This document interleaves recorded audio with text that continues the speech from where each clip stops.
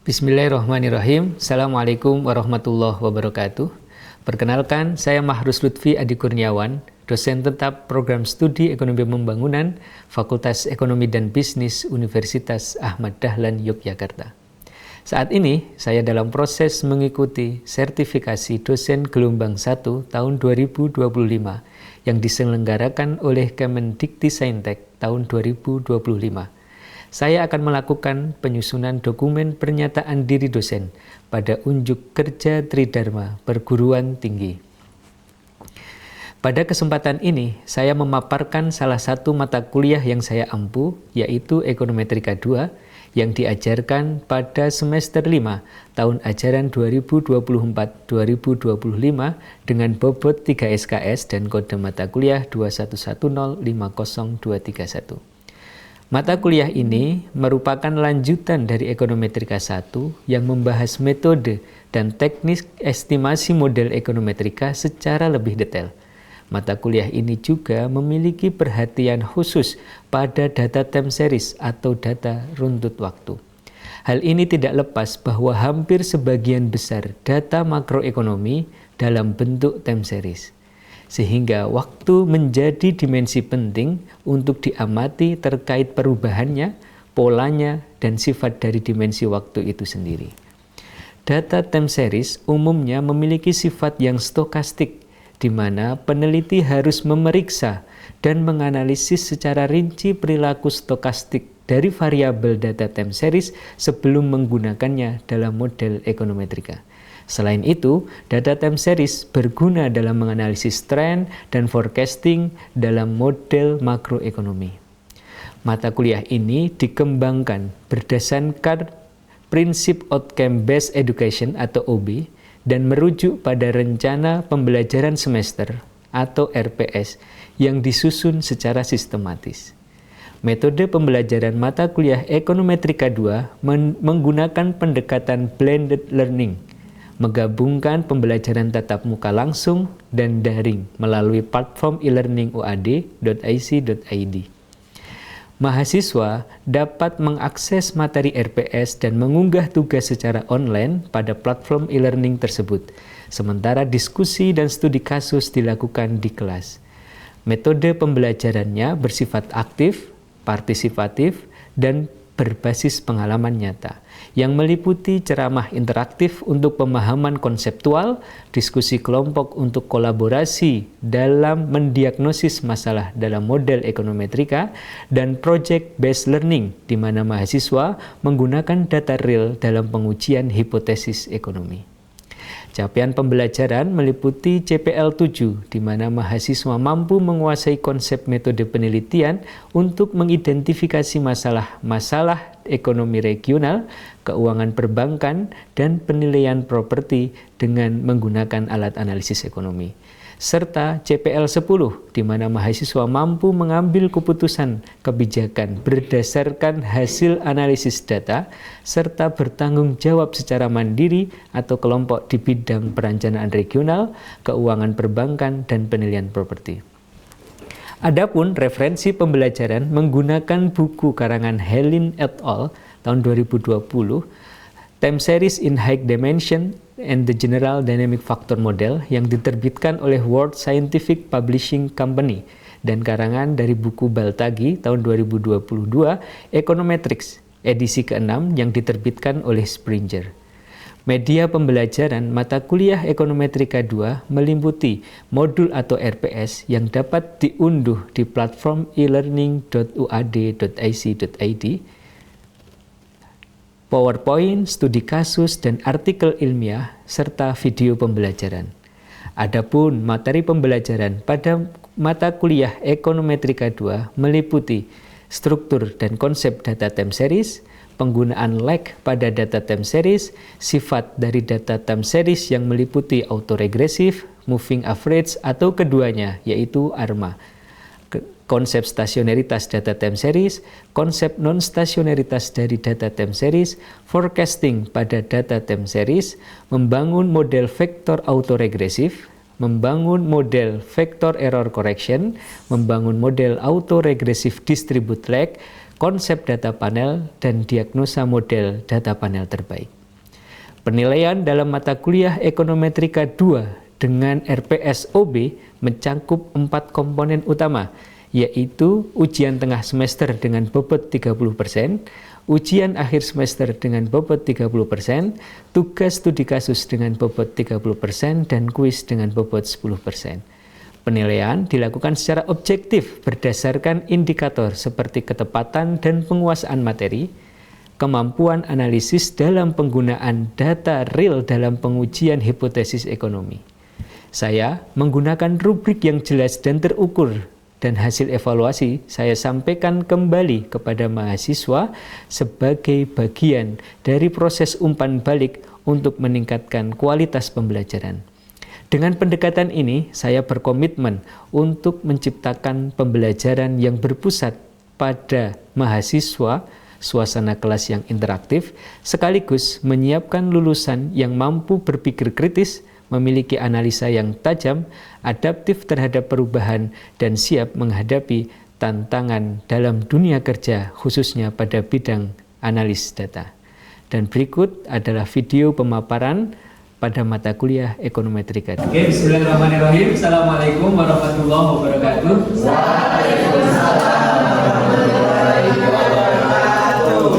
Alhamdulillahirrahmanirrahim. Pada pagi hari ini kita akan melanjutkan materi kita mengenai mata kuliah Ekonometrika 2. Di pertemuan awal kita telah membahas mengenai data panel.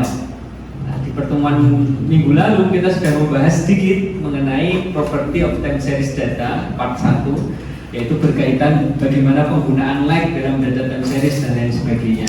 Dan pada minggu ini kita akan belajar lebih jauh lagi mengenai property of time series data. Dan ini kami tampilkan kembali mengenai RPS-nya, bahwa di RPS ini kita juga menggunakan buku Ekonometrika yang dikarang oleh Martin et al.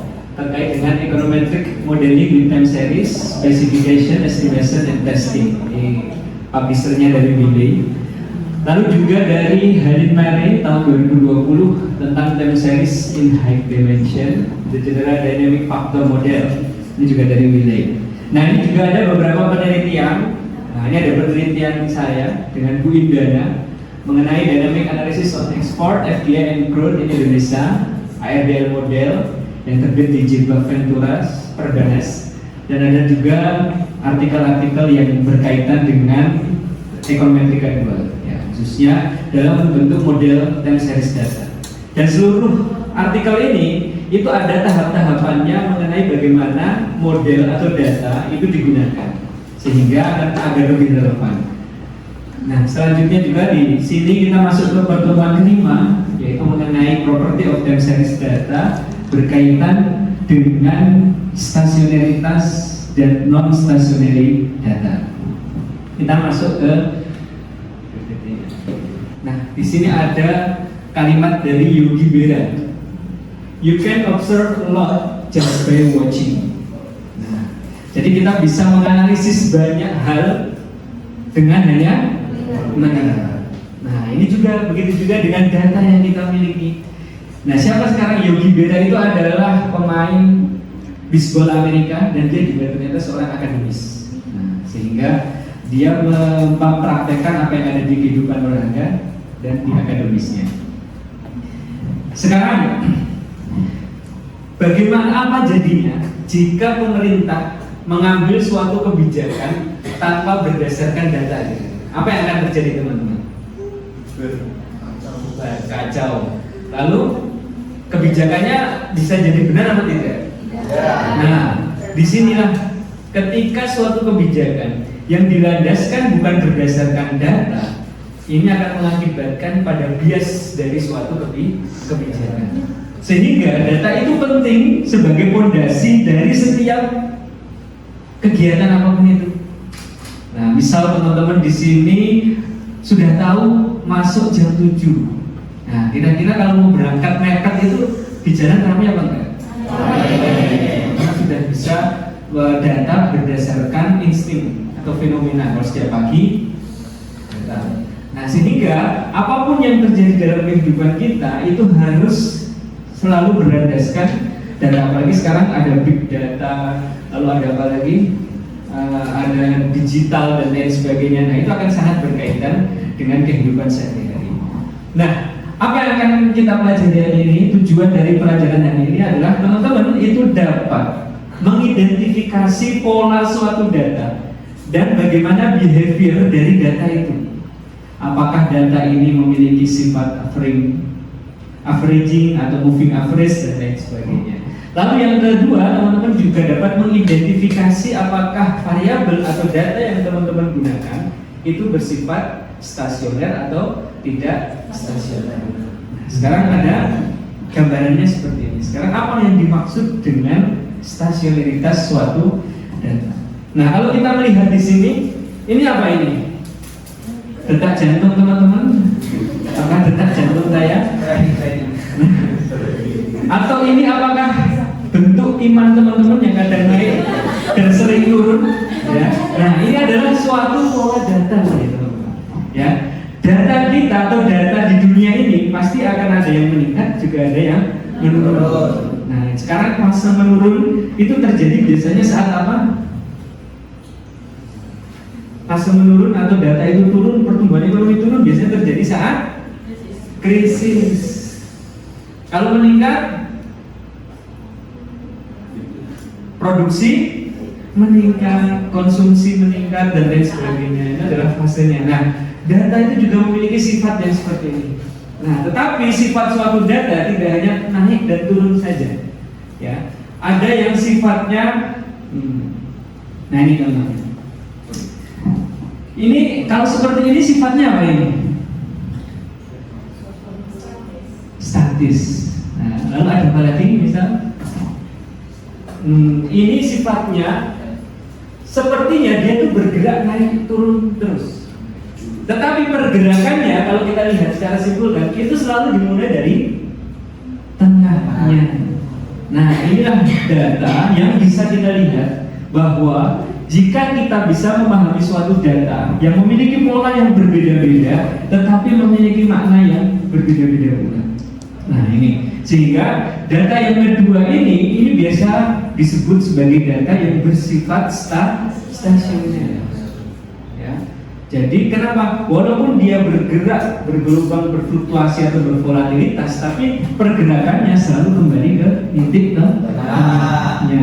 Seperti itu. Jadi senakal apapun teman-teman selalu kembali ke rumah. Seperti itu. Oke. Nah, ini mengenai understanding behavior of data. Karena kalau data atau kita tidak bisa mengetahui pola suatu data, akan mengakibatkan apa? Poor forecasting. Jadi salah memforecastnya dan lain sebagainya. Ya, ini mengenai introduction kita mengenai term series yang kedua ini. Nah, sekarang kita harus dapat membedakan. Nah, sekarang setelah kita mengetahui apa itu stasioneritas, lalu kita harus mengetahui dulu three basic dari stasioneritas itu. Yang pertama adalah mengenai autoregresi. Ya, seperti yang dijelaskan pada minggu lalu bahwa autoregresif itu apa? Autoregresif itu ketika kita menerapkan suatu variabel di mana variabel memiliki nilai konstanta ditambah beta 1 yt minus 1 tambah beta 2 yt minus 2 ditambah itu tergantung lag-nya. Adanya apakah di sini memiliki sifat struktural break. Nah, struktural break itu contohnya seperti ini, teman-teman. Nah, lalu turun di sini, nah lalu naik lagi. Nah, di sini ada namanya apa? Struktural break. Jadi ada pembatas atau ada yang kurang lebih apa? Membedakan antara pola A dan pola B. Nah, di pembatasnya apa di sini? Misalnya di sini adalah pola C. Nah, begitu juga dengan moving average, lalu combine dari autoregressive dan moving average. Yang menitik beratkan atau membedakan antara autoregressive dan moving average terletak pada residualnya, di mana autoregressive di sini masih menetapkan disturbance error, ya, atau yang disebut sebagai error term. Nah, Jadi di sini kalau combine ARIMA berarti gabungan antara autoregresif yang menerapkan error term dan moving average berarti yang tidak menerapkan error term. Itu adalah 3 komponen utama setiap kita ingin mengetahui apakah data kita itu bersifat stasioner apa abadi. Contohnya kalau teman-teman dipaksa masuk di jurusan hukum, nah, misalnya apa yang akan terjadi? Malah merusak hukum. Nah, gitu. Teman-teman dipaksa untuk menjadi dokter. Nah, ya seperti itu. Begitu juga dengan data. Ketika kita sudah tahu bahwa data ini bersifat non stasioner, lalu kita paksa data ini ke dalam model, apa yang akan terjadi? Ini ada konsekuensinya. Yang pertama apa? There is no long run. Ya, jadi tidak ada keseimbangan pada jangka panjang. Padahal di makro 2 teman-teman belajar bahwa setiap variabel ekonomi dalam jangka panjang akan menemukan kembali keseimbangannya. Itu jika terjadi kalau datanya bersifat stasioner. Tapi kalau datanya tidak stasioner, apa yang akan terjadi? No long run equilibrium. Model apapun sebagus apapun tidak akan menemukan keseimbangannya pada jangka panjang. Lalu the variance is time dependent. Akibatnya apa? Variance dari data depend atau dia bergantung pada waktu. Kalau bergantung pada waktu, setiap kita menambah tahunnya, setiap kita menambah variabelnya akan berubah sehingga apa? Bias. Nah, ini adalah contohnya. Lalu yang ketiga, theoretical autocorrelation do not decay. Jadi teori secara autokorelasinya dia tidak akan hilang. Jadi secara tidak langsung ketika menggunakan time series data dan non stasioner kita memiliki masalah autokorelasi. Seperti itu. Ini adalah mengenai implication of non stationary data. Jadi ketika kita menggunakan data yang non stationary akibatnya seperti ini. Oke. Sekarang bagaimana cara kita mengetahui why is it important? Kenapa ini penting? Misal teman-teman nanti duduk di pemerintahan, amin, ya. Dan tiba-tiba teman-teman diminta untuk memforecast. Coba saya sama bupati ini diminta sekarang coba kira-kira pertumbuhan ekonomi daerah kita 5 tahun mendatang akan seperti apa? Nah teman-teman coba langsung olah di average aja. Oh kira-kira kita akan meningkat. Padahal datanya tidak stasioner. Nah, akibatnya apa ini? Nah, forecastnya bagus apa enggak? Ya, seperti ini. Konsekuensi ketika kita menggunakan non stasioner pertama adalah non-normal distribution of test statistik. Jadi nilai T hitung kita itu juga bersifat bias. Yang terlihatnya berpengaruh itu belum tentu berpengaruh. Lalu yang kedua adalah bias in AR coefficient. Nah, AR coefficient itu di sini teman-teman. Di YT-1-nya. Ya, itu adalah nilai autoregresifnya, itu bias, nilai betanya. Lalu yang ketiga adalah poor forecast ability. Oke, sekarang kita akan mencoba melakukan suatu regresi di mana variabel Y dan X-in yang kita miliki non stasioner dan kita akan menghitung atau kita akan menganalisisnya apakah itu sesuai atau tidak. Ini contoh ini saya masukkan datanya.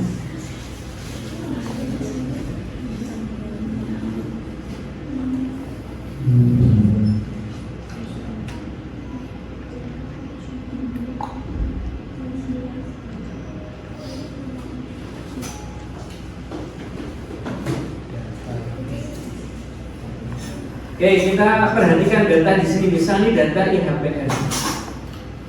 Nah, kalau kita lihat datanya secara grafik, ini bagaimana teman-teman data ini? Menunjukkan apa ini? Peningkatan. Ketika data memiliki sebuah trennya adalah peningkatan. Berarti nilai mean-nya di sini tidak konstan, sehingga mengakibatkan bahwa IHPR yang kita miliki ini datanya adalah tidak stasioner. Oke, yang pertama data IHPR tidak stasioner. Lalu kita juga memiliki misal variabel lainnya adalah misal GDP.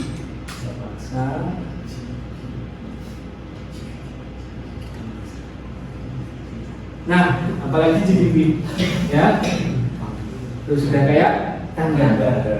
Sehingga dia memiliki tren juga. Dan ini adalah data yang sifatnya tidak stasioner. Sekarang kita lakukan olah data antara GDP dan IHPR, C, GDP. Sekarang kita lihat di sini. Berapa nilai R square-nya? Nah, 0,89. Height R square. Nih, kita lihat kembali di sini. Nah, apa yang terjadi itu? Height R square. Di sini juga terjadi nilai R square yang sangat tinggi. Lalu yang kedua, T stat that appear to be significant. Dan nilai T hitungnya terlihat sangat signifikan. Berapa nilai T hitungnya? 22,13. Tinggi sekali. Ya. Padahal variabel ini apa?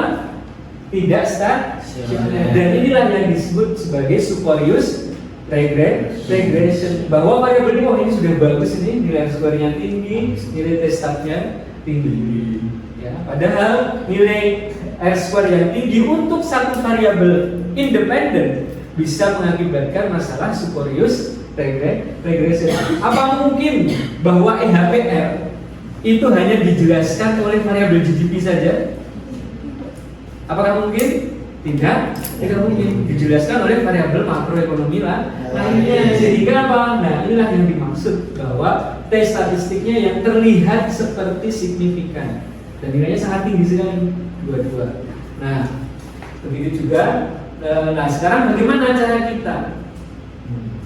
Bagaimana cara kita mendeterminasi atau mengidentifikasi bahwa variabel atau data kita itu benar-benar bersifat non stasioner? Oke, di sini kita memiliki beberapa pendekatan. Pendekatan yang pertama itu adalah pendekatan dari Dickey Fuller. Ada yang kenal? Dickey Fuller sama kalau tidak kenal, ya. Kami saya membaca karya-karyanya mengenai augmented Dickey Fuller. Nah, augmented Dickey Fuller ini menitik beratkan pada intercept dan time trend dan norm. Nah, ini mungkin teman-teman akan mengetahuinya ketika tadi datanya yang kita miliki IHPR, lalu time trend, lalu terlihat meningkat. Tadi berarti data kita itu memiliki tren. Nah, kalau data kita memiliki tren yang meningkat tadi atau menurun, maka kita bisa menerapkan yang namanya intercept and time trend. Critical value of T statistic of B will vary depending on whether intercept, trend are included. Jadi nilai T hitung dari ADF statistik itu bergantung dari rumus yang digunakan. Apakah hanya intercept saja, intercept dan trend, dan tidak keduanya. Dengan null hipotesisnya bahwa Y has unit truth. Seperti itu. Pak, bagaimana kalau data kita tidak stasioner? Nah, kalau data tidak stasioner, maka kita bisa merubahnya ke bentuk lainnya. Tadi kalau misal data kita tidak stasioner di level, nah, misalnya GDP tidak stasioner di level, maka kita bisa order of integration. Kita bisa menurunkannya ke first difference. Sehingga GDP tadi berarti berubah menjadi apa? Delta GDP. Nah, di sini. Sehingga perubahan dari level ke first difference akan mengakibatkan jika ini tidak stasioner di integration of order 0, maka dia bisa stasioner di integration of order 1. Seperti itu ya. Ini adalah ketentuannya. Nah, if Y is integration in order 1, then it's first different. Mesti ada rumus deltanya. Seperti itu. Oke. Nah, sekarang ADF sendiri itu memiliki kelemahan. Apa itu kelemahannya? Yang pertama itu memiliki low power in certain circumstances. Pertama bahwa kelemahannya stationary process with near unit truth. Ketika data teman-teman hanya berkisar 30-50 akan sangat rawan terjadi masalah stasionaritas ketika menggunakan ADF. Jadi kalau data sampel kecil lebih baik menggunakan pendekatan lainnya. Karena ADF ini sangat sulit menentukan ketika datanya sangat kecil. Yang kedua, trend stationary process yang menggunakan data kecil, dan kebanyakan data yang kecil itu akan bersifat meningkat atau memiliki tren, sehingga apa? Akan sangat sulit bagi ADF dalam menentukan proses dengan penerapan trennya. Lalu bagaimana alternatifnya? Nah, di sini ada alternatif dari Philips Peron. Keuntungannya ketika kita menggunakan Philips Peron itu sudah mengakomodasi atau mengidentifikasi masalah heteroskedastisitas dari variabel yang kita gunakan. Dan salah satu keunggulannya bahwa Philips Peron itu tidak memerlukan lag. Oke. Nah, sekarang kita akan melakukan simulasi, yaitu berkaitan dengan proses stasionaritas dari suatu data yang teman-teman sudah kumpulkan dari minggu lalu. Silahkan membuat kelompok seperti yang sudah saya share di grup. Nah, kita akan mensimulasikan bagaimana kita bisa mencetak atau membuat graph and observe, lalu convert stationarity, lalu proses dari integration of order 0 ke integration of order 1. Seperti itu ya. Oke, silahkan teman-teman berdiskusi terlebih dahulu. Oke, saya minta satu dari teman-teman untuk mendemonstrasikan atau mencoba melakukan uji stasionaritas di depan, sekaligus untuk menjelaskan apakah data ini sudah stasioner atau belum. Seperti itu ya. Oke, coba sobat, oke, Mbak Rahma. Oke, silakan misal variabel GDP, nah yang udah di situ. Oke, nah ini ya teman-teman ya, disilahkan nanti dipilih selanjutnya.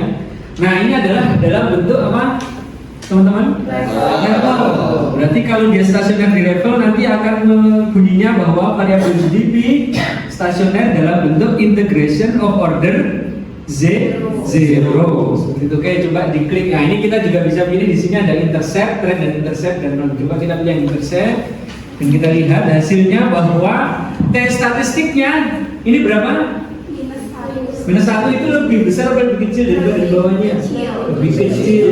Atau probabilitasnya di atas 0,05. Yang artinya tidak stasioner. Oke, selanjutnya